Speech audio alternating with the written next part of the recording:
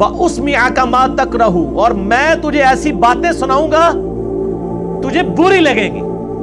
جب کسی کی حقیقت اسے کھول کے بیان کی جائے نا تو بڑے سے بڑے صبر کرنے والے شخص کو بھی بری لگتی ہے۔ پھر کہا اے معاویہ اگر میں سچ کہوں تو میری تصدیق کر دینا، اور اگر میں غلط کہوں تو تردید کر دینا۔ معاویہ نے کہا ایسا ہی کروں گا۔ مقدام نے کہا میں تمہیں اللہ کی قسم دے کر کہتا ہوں، کیا تم جانتے ہو کہ رسول اللہ صلی اللہ علیہ وآلہ وسلم نے سونا پہننے سے منع فرمایا ہے؟ حضرت معاویہ نے کہا ہاں ہمیں بھی پتا ہے مرد کے لیے سونا حرام ہے۔ مقدام نے پھر کہا معاویہ تمہیں اللہ کی قسم دے کر کہتا ہوں، کیا تمہیں خبر ہے کہ رسول اللہ صلی اللہ علیہ وسلم نے مرد کے لیے ریشم پہننے سے روکا ہے؟ انہوں نے کہا ہاں۔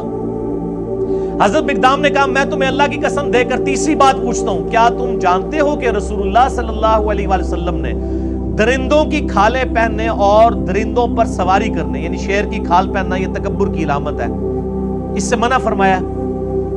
حضرت معاویہ نے کہا ہاں۔ مقدام نے کہا اللہ کی قسم میں نے یہ سب کچھ تمہارے گھر میں ہوتے ہوئے دیکھا ہے اے معاویہ، یعنی تم مانتے بھی ہو کہ سونا مرد کے لیے حرام ہے، ریشم مرد کے لیے حرام ہے، درندوں کی کھالیں پہننا حرام ہے، یہ تینوں حرام کام جو تم خود جانتے ہو تمہارے گھر میں ہوتے ہیں۔ اب میں نہیں کہتا کہ حضرت معاویہ نے سونے کے کڑے یا وہ کوئی لاکٹ پہنا ہوا تھا، میرا اس نے ظن ہے کہ ان کے بال بچے ہی کرتے ہوں گے، گھر میں ظاہر ہے کہ میرے آپ کے بچے تو نہیں تھے نا، ان کے ہی ہوں گے، ہم اس نے ظن رکھتے ہیں کہ وہ خود نہیں کرتے تھے۔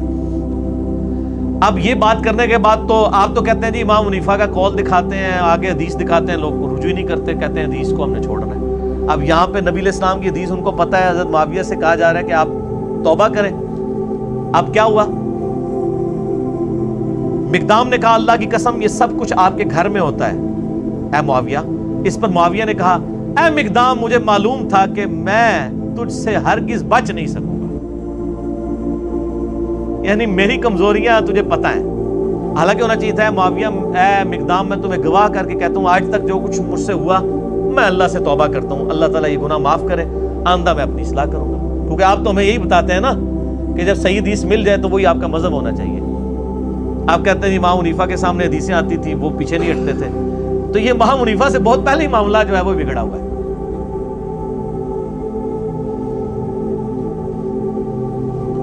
مجھے پتا تھا میں گلے نہیں تیرے کو جیت سکتا، اے منو بھی کہہ رہے ہوندے نے او علی دی زبان بڑی لمبی ہے، وہ زبان نہیں لمبی، سچ ہوتا ہی اتنا طاقتور ہے کہ اس سے آپ جیت ہی نہیں سکتے۔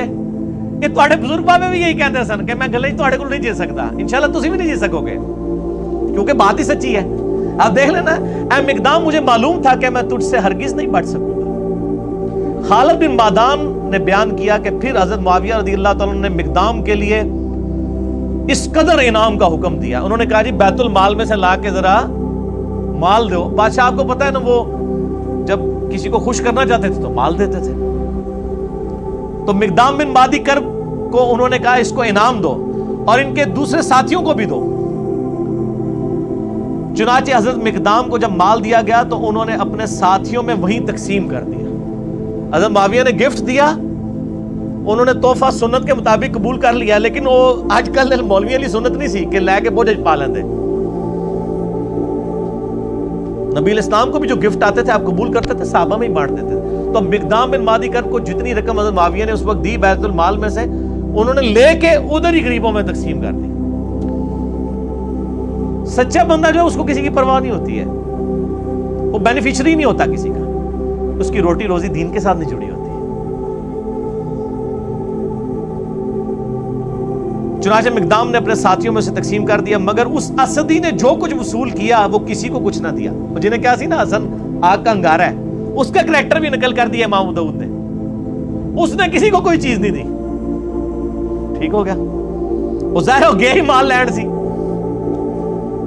بعد میں جب حضرت معاویہ کو یہ خبر پہنچی کہ مقدام نے سب کچھ اللہ کی راہ میں خیرات کر دیا، تو حضرت معاویہ نے کہا مقدام کھلے ہاتھ کے سخی آدمی ہیں اور اسدی اپنے مال کی خوب حفاظت کرنے والا ہے۔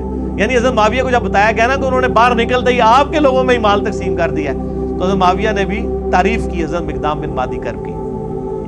ان کو گستاخ صحابہ اور رافضی نہیں کہا مقدام کو، ان کا یار گل تو صحیح کی تھی انہیں۔ تسی بھی مان جاؤ میں گلا صحیح کرنا بھائی، ناراض نہ ہویا کرو۔ اچھا اس کی شرح جو ہے دارالاسلام نے لکھی ہے بھائی، میں نے نہیں لکھی، اور دارالاسلام میں بھی شیخ زبیر صاحب نے نہیں لکھی ہے. شیخ زبیر صاحب نے صرف حدیثوں پہ صحت کا حکم لگایا، جو شرح ہے وہ دوسرے علماء نے لکھی ہے، اور صلاح الدین یوسف صاحب نے بھی اس کے اوپر یعنی کہ تقریض لگائی ہوئی ہے. اس کی شرح میں لکھتے ہیں، اب دیکھیں دارالاسلام ورڈ بائی ورڈ آپ شرح سنیں. صحابہ کرام حق بات کہنے میں بڑے جرری تھے. حضرت مقدام رضی اللہ تعالیٰ عنہ کو حضرت معاویہ رضی اللہ تعالیٰ عنہ کی عمارت سے کوئی خوف نہ آیا اور بے دھڑک حق بات کہہ دی. چلو جی شکر ہے، اے علی بھائی نے نہیں کہا گیا لکھو، دارالاسلام نے کئی سال پہلے یہ شرح کی ہوئی ہے. اس مکالمے کے شروع میں جو آیا کہ ایک آدمی نے کہا کہ حسن کے مرنے کو تم مصیبت سمجھتے ہو، اس کے قائل شاید حضرت معاویہ ہی ہو جسے ادبن مبہم رکھا گیا ہے. اے دیکھو وہ شرح کرنے والا مان رہا ہے کہ یہ جو ہے نا ایک بندے نے کہا کہ معاویہ کا مرنا کو مصیبت ہے، تو یہ معاویہ نے اصل میں کہا تھا، امام داؤد نے ادب کے طور پر فلاں لکھ دیا. آگے بریکٹ میں لکھا ہے اون المعبود. اون المعبود اہل حدیث عالم کی وہ شرح ہے ابو داؤد کی جو پوری دنیا میں مدرسوں میں پڑھائی جاتی، عربی میں لکھی ہوئی. یہ شاید نہیں سرکار دارالاسلام والے ہو، یہ شاید کٹو، یہ یقیناً ہے، کیونکہ اس کا جو طریق المعجم الکبیر طبرانی میں ہے اور مسند احمد میں ہے، اس میں الفاظ ہیں کہ معاویہ رضی اللہ تعالیٰ عنہ نے کہا کہ حسن کے مرنے کو کیا تم مصیبت سمجھتے ہو. اس کے بعد پھر وہ لکھتے ہیں بنو امیہ اور اہل بیت کے خاندانوں میں سیاسی امور میں ان کے خاص رجحانات تھے. یہ تاریخ اسلام کا انتہائی پریشان کن دور تھا جو گزر گیا. وہ کہتے ہیں گزر گیا، مٹی پاؤ چھڑ دو. اب ہم تمام صحابہ کرام کے لیے دعا گو ہیں، تو سر پھر آپ ان کے لیے بھی دعا گو ہوں جو آج صحابہ کے اوپر لعنت کر رہے ہیں، کیونکہ یہ انہی کی اولاد ہے آل امیہ کی. ان کو پھر آپ کس منہ سے سمجھائیں گے؟ صرف ان کو میں سمجھا سکتا ہوں، انجینئر محمد علی مرزا جو آل امیہ کے کاموں کو بھی غلط کہتا ہے اور آج رافضیوں کی لعنت کرنے کو بھی غلط کہتا ہے. آپ تو 2 نمبر لوگ ہیں، آپ کے تو دورے معیار ہیں، آپ کسی کو کیسے سمجھا سکتے ہیں؟ وہ کہتا ہے چھوڑ دو. اب ہم تمام صحابہ کرام کے لیے، تمام صحابہ کرام نہیں یار، 3-4 بندوں کا مسئلہ ہے. صحابہ کرام اتنے زیادہ نہیں ہیں. حضرت معاویہ رضی اللہ تعالیٰ عنہ، مغیرہ ابن شعبہ رضی اللہ تعالیٰ عنہ، عمر ابن عاص رضی اللہ تعالیٰ عنہ، اور بسر بن ابی ارطا رضی اللہ تعالیٰ عنہم اجمعین. ہم ان کے لیے دعائیں خیر کرتے ہیں لیکن ان کا جھوٹا دفاع بھی نہیں کرتے. ان کے لیے دعا گو ہوں اور کسی کے متعلق اپنے دل میں کوئی بغض نہ رکھیں. ایک مورخ کو جو ہے وہ کسی بھی جانب میلان ہو اس کا حق ہے، مگر خیال رہے کہ دوسری جانب بھی جلیل القدر صحابہ ہیں رضی اللہ عنہم و ارضاہم، اور دعا کریں ربنا اغفر لنا ولاخواننا الذین سبقونا بالایمان. اور ہم بھی یہ دعا کرتے ہیں، میرا تو کلپ ریکارڈڈ ہے سورۃ الحشر کی آیت نمبر 10.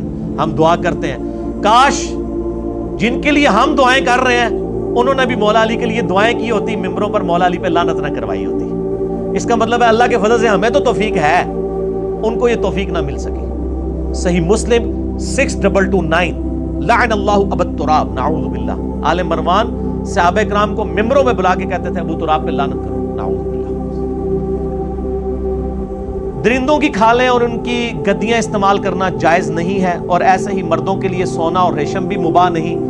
حضرت معاویہ رضی اللہ تعالیٰ کے متعلق جو ذکر ہوا، ان کے گھر میں ریشم اور درندوں کی کھالیں اور سونا استعمال ہوتی تھی، تو شاید فرامین رسول کی وہ کوئی تعویل کرتے ہوں. دیکھو یہ وہی ہے جس طرح وہ تفسیر عثمانی میں لکھا ہے نا کہ قرآن میں آیا کہ بچے کی دودھ چھڑانے کی عمر 2 سال ہے، اور امام حنیفہ فرماتے ہیں 2.5 سال ہے. شاید امام حنیفہ کے پاس بھی کوئی دلیل ہو. یہ وہی ہے او پائی سارے ہی کو گجو، نہ میں وابی نہ میں بابی، میں ہوں مسلم علمی کتابی. آپ یہ دیکھ لیں بابی ہیں، یہ پریکٹیکلی یہ بھی بابی بنے ہوئے ہیں. دارالاسلام والے بجائے یہ لکھنے کے کہ انہوں نے غلط کام کیا، وہ کہتے ہیں انہوں نے تعویل کر لی ہوگی. دنیا میں ہر شخص اپنے جرم پہ پردہ ڈالنے کے لیے نا تعویل ہی کرتا ہے. ظاہر ہے جنہوں نے عمار ابن یاسر کے قتل کے اوپر تعویل کر لی کہ یہ علی ہے قاتل، نہ علی لے کے آتا تو نہ قتل ہوتا، ماریا خود. تو پھر مولا علی نے فرمایا کہ پھر حمزہ کا قاتل کیا نبی علیہ السلام تھے؟ نہ عہد میں لے کے جاتے نہ حمزہ قتل ہوتا. پھکی دی تھی، مولا علی بھی پھکیاں دیتے سر. الزامی جواب، اینٹی وینم، لاجیکل آنسر. بال یہ ہر ٹاپک لادہ ہو جائے گا. تو یہ میں نے شرح بھی بیان کر دی اور شرح بھی بیان کر دی. باقی میں اب اس ٹاپک کو کتنا یعنی اور کھول کے بیان کروں. آپ ریسرچ پیپر 5B پڑھیں، سب کچھ آپ کو ملے گا. میرے 2 لیکچر ضرور سنیں. ایک لیکچر ہے جس میں میں نے اہل تشیع کا مقدمہ اہل سنت کی عدالت میں پیش کیا ہے، مسئلہ نمبر 101، صحیح مسئلہ خروج، خلافت و ملوکیت، صحیح مسئلہ خروج اور فکر حسین حق پرستی کی علامت ہے۔ اہل سنت پاک.com پہ یوٹیوب پہ جا کے لکھیں 101 مسئلہ، کھل جائے گا۔ اس میں میں نے اہل تشیع کا مقدمہ اہل سنت کی عدالت میں پیش کیا، جس ایسی مسجد میں جہاں پہ آدھے شیعہ بیٹھے ہوئے تھے، آدھے سنی، اور سنی بھی تینوں بریلوی دیوبندی اہل حدیث۔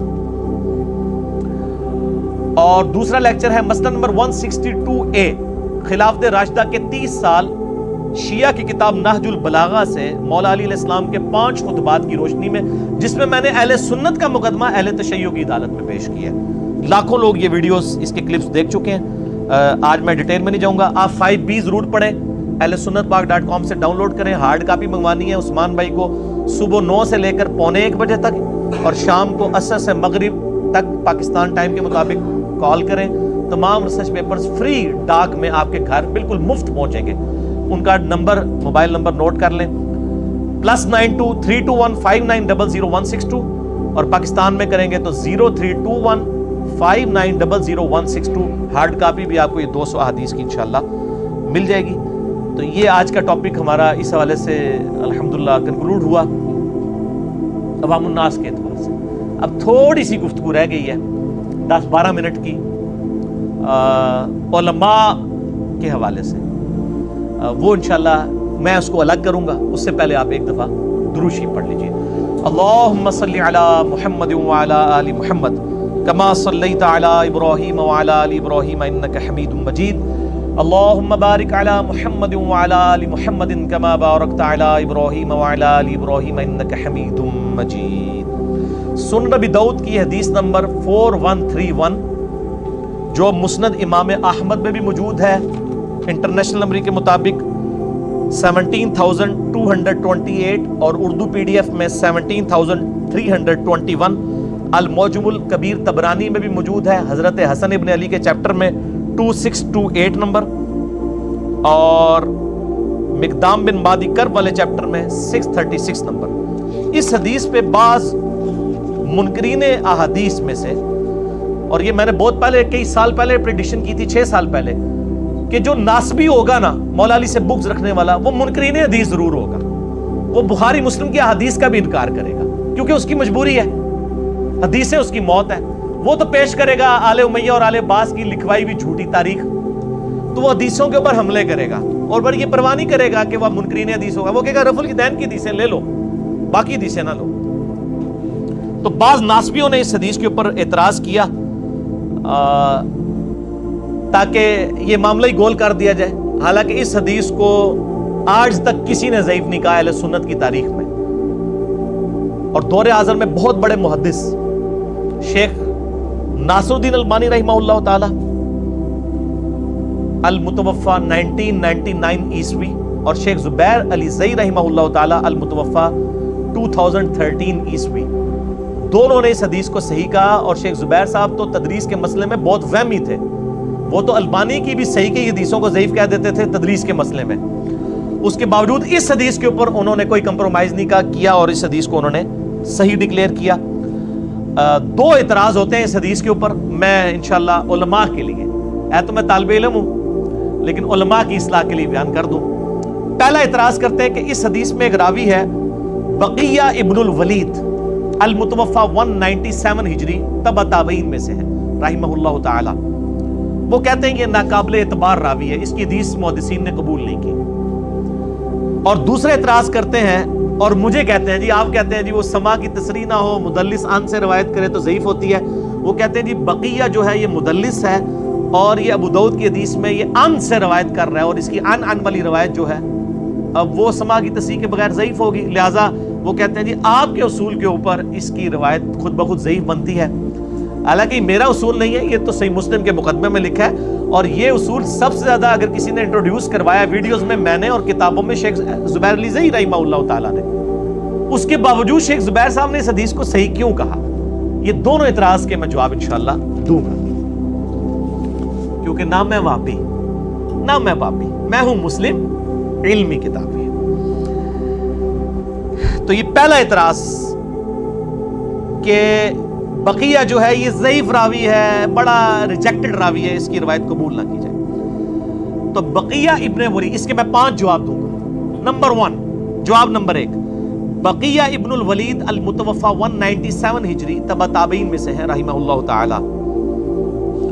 صحیح مسلم کے مقدمے میں امام مسلم نے صحیح مسلم کے اندر جو راویوں کے اوپر بحث کی ہے نا، اس بقیہ کے اوپر بحث کی ہوئی ہے باقاعدہ.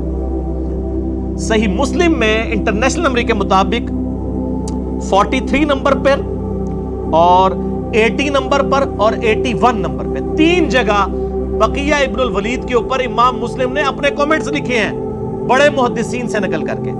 وہ میں آپ کو امام مسلم کے کومنٹس بتا دیتا ہوں.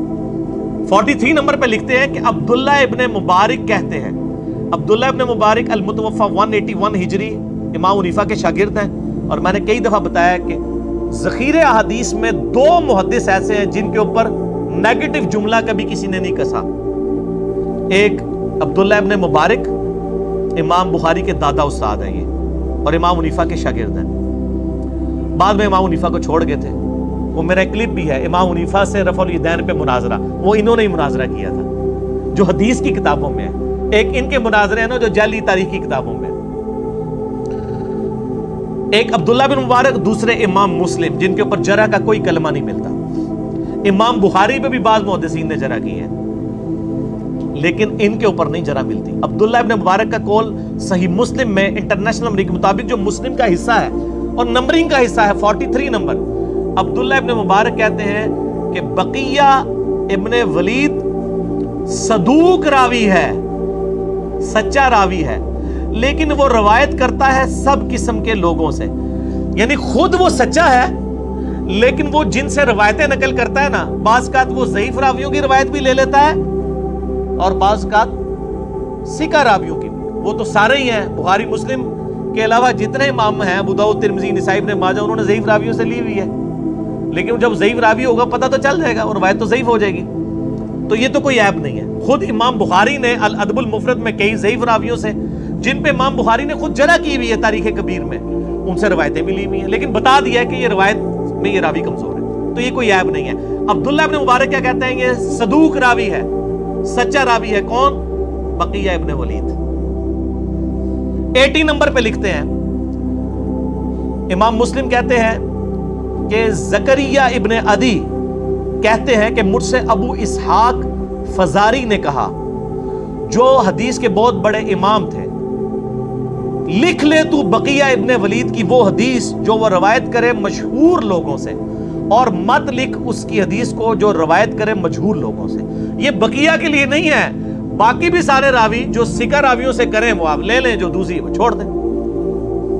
اور مت لکھ تو اسماعیل عیاش سے حدیث، اگرچہ وہ روایت کرے مشہور ثقہ لوگوں سے بھی. وہ کہتے ہیں جو اسماعیل عیاش راوی ہے نا، وہ اگر صحیح بندے سے بھی روایت کر رہا ہے نا، اس کی وہ والی روایت بھی نہیں لینی. لیکن بقیہ سچا بندہ ہے، یہ اگر سچے لوگوں سے روایت کرے. اور الحمدللہ ابو داؤد میں اس نے بحیر ابن سعد سے روایت کی ہے، جو الحمدللہ ثقہ صدوق اہل سنت کا بہت بڑا امام ہے، جس کی ثقات کے اوپر کوئی قدغن نہیں لگا سکتے. کتب ستہ کی ساری حدیث کی کتابوں میں اس کی روایتیں موجود ہیں، خصوصاً ابو داؤد، ترمذی، نسائی، ابن ماجہ کے اندر بحیر ابن سعد سے روایت کی ہے. اور اس کے بعد 81 نمبر کے اوپر وہ لے کے آئے کہ ان کے اندر یہ مسئلہ تھا کہ یہ بعض اوقات جو نام ہے اور کنیت اس کو رد و بدل کر دیا کرتے تھے جو یہ راوی تھے بقیہ، اور وہ دیکھ لیا جائے، باقی کوئی ان کے اوپر جرح کا کلمہ نہیں ہے. جواب نمبر 2، صحیح مسلم میں جو یہ 80 نمبر پہ کامنٹس ہے نا کہ بقیہ کی روایت جو مشہور لوگوں سے وہ کرے وہ آپ لے لو اور جو ضعیف لوگوں سے کرے وہ نہ لو، یہ سیم کامنٹس جامعہ ترمذی میں بھی موجود ہے. انٹرنیشنل نمبر کے مطابق 2859 نمبر حدیث ہے، اور اس حدیث کی سند وہی ہے جو ابو داؤد کی مقدام بن مادی کرب والی روایت کی سند ہے 4131 کی. اس میں بھی بقیہ ابن ولید ان بحیر ابن سعد کر رہے ہیں. اس کے نیچے امام ترمذی لکھتے ہیں کہ میں نے عبداللہ بن عبد الرحمن سے سنا کہ وہ کہتے تھے کہ میں نے زکریہ بن عدی سے سنا کہ وہ کہتے تھے کہ امام ابو اسحاق فزاری کہا کرتے تھے خذوا عن بقیۃ ما حدثکم عن الثقات، بقیہ سے وہ حدیثیں قبول کر لیا کرو جو وہ ثقہ راویوں سے کرے. ولا تأخذوا عن اسماعیل ابن عیاش، اور اسماعیل ابن عیاش کی کوئی حدیث قبول نہ کرو، چاہے وہ سکہ راویوں سے کرے چاہے بغیر سکہ کے۔ مسلم میں 80 نمبر پہ یہ کامنٹس ہے، اور ترمذی میں بھی موجود ہے 2859۔ امام ترمذی تے جھوٹیاں نو گھر تک پہنچا کے گئے نے، بقیہ کے اوپر کامنٹس کیے ہوئے ہیں۔ اچھا، اس طرح کے کامنٹس بڑے کم راویوں میں ملتے ہیں۔ تو بقیہ نے چونکہ اہل سنت کے منہج کی حفاظت کرنی تھی ناسبیت کے خلاف، امام مسلم امام ترمذی نے کامنٹس کیے۔ جواب نمبر 3، صحیح مسلم میں ایک حدیث کے راوی بھی بقیہ ہیں۔ مسلم شریف میں انٹرنیشنل نمبر کے مطابق 3514 اور 3515 نمبر حدیث ہے، اور فواد عبد الباقی کی ترکیب میں اس کا نمبر ہے 1429 1429۔ ابن عمر کہتے ہیں رضی اللہ تعالیٰ عنہ کہ نبی علیہ السلام نے فرمایا اگر کوئی ولیمے کی دعوت دے یا کوئی بھی اور دعوت دے تمہارا مسلمان بھائی تو قبول کر لیا کرو۔ یہ مشہور حدیث ہے، اس حدیث کے راوی بھی بقیہ ہیں، وہی راوی۔ ٹھیک ہو گیا جی۔ جواب نمبر 4، جامعہ ترمذی کی مشہور ترین حدیث جو اہل سنت کے بچے بچے کو رٹی ہوئی ہے، انٹرنیشنل نمبر کے مطابق 2676، کہ آپ صلی اللہ علیہ وآلہ وسلم نے فرمایا میرے بعد تم بہت اختلاف دیکھو گے، اس وقت علیکم بسنتی و سنت الخلفاء الراشدین المہدیین، میری سنت اور میرے خلفاء راشدین کی سنت کو لازم پکڑ لینا۔ یہ جو حدیث ہے جامعہ ترمذی میں انٹرنیشنل نمبر کے مطابق 2676، اس حدیث کی سند وہی ہے جو ابو داؤد کی سند ہے۔ بقیہ ابن ولید نے روایت کیا ہے بحیر ابن سعد سے۔ اس حدیث کی سند وہی ہے جو ابو داؤد میں مقدام بن مادی کرب والی حدیث 4131 والی۔ ٹھیک ہو گیا جی۔ 5واں جواب، المستدرک للحاکم میں بھی یہی جو سند ہے، بقیہ ابن ولید روایت کر رہا ہے بحیر ابن سعد سے، خواہ وہ ان سے روایت کرے چاہے حدثنا سے روایت کرے۔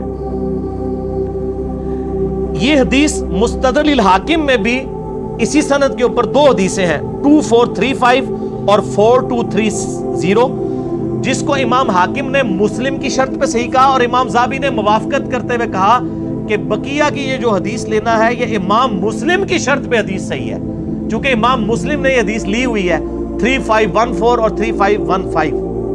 ٹھیک ہو گیا جی۔ امام حاکم نے اور امام ذہبی نے بقیہ کی حدیث بحیر ابن سعد سے مسلم کی شرط پہ صحیح کہی ہوئی ہے۔ 5 جواب ہیں، اور کنے جواب دیا؟ ابن حجر اسقلانی المتوفا 852 ہجری، انہوں نے بھی کہا یہ صدوق راوی ہے، البتہ مدلس تھا۔ مدلس تو ہم بھی مانتے ہیں، اور امام ذہبی بھی اس کو صدوق کہتے ہیں۔ اور بقیہ کی بحیر ابن سعد سے روایتیں جس طرح ابو داؤد میں 4131 ہے، ابو داؤد، ترمذی، نسائی، ابن ماجہ، چاروں سنن اربعہ کی کتابوں میں آپ بقیہ مکتبہ شاملہ میں لکھیں اور بحیر لکھیں، بے شمار حدیثیں کھل جائیں گی۔ یہ صرف 4131 مقدام بن مادی کرب اور معاویہ بن ابی سفیان رضی اللہ تعالی عنہما والی روایت نہیں ہے، بلکہ اور روایتیں بھی موجود ہیں۔ اعتراض نمبر 2، وہ کہتے ہیں جی بقیہ ابن ولید مدلس ہے اور ان سے روایت کر رہا ہے، تو اس کے میں 3 جواب دوں گا، اسی پہ میری گفتگو کنکلوڈ ہوگی۔ جواب نمبر 1، تو کل دا ایول ان دا بڈ، برائی کو میں جڑ میں ختم کرتے ہوئے آپ کو یہ بتاؤں کہ یہ بقیہ ابن ولید نے بحیر ابن سعد سے سما کی تصریح کی ہوئی ہے مسند احمد والے طریق کے اندر۔ اس میں تو ان سے روایت کر رہا ہے نا ابو داؤد میں، مسند احمد میں جو حدیث ہے 17228 عربی والی اور اردو PDF میں 17321، اس میں بقیہ نے بحیر ابن سعد سے حدیث سننے کی سماعت کی تصریح کی ہوئی ہے، ان سے روایت نہیں کیا ہوا، لہذا سماع کی تصریح مل گئی تو ابو داؤد والی روایت بھی صحیح ہوگی۔ ٹھیک ہو گئی۔